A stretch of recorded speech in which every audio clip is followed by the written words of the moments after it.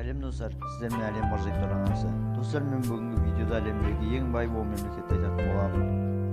Бірінші мемлекет Швейцария. Жалпы ішкі өнімі адам басына шаққан кезде 56,8 мың доллар. Одан кейінгі орында ақш. Жалпы ішкі өнімі 27,045 доллар. 8-ші орында Гонконг. Жалпы ішкі өнімі 57,676 мың доллар.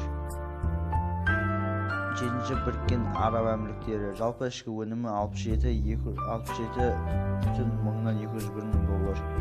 Одан кейінгісі Норвегия. Жалпы ішкі өнімі 67 мың доллар. Одан кейінгісі Кувейт. Жалпы ішкі өнімі 71,600 мың доллар.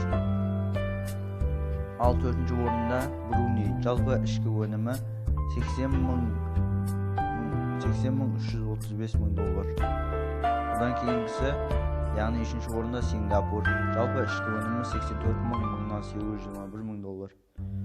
2-ші орында Люксембург. Жалпы ішкі өнімі 94,167 мың доллар. Ең бірінші орында Катар.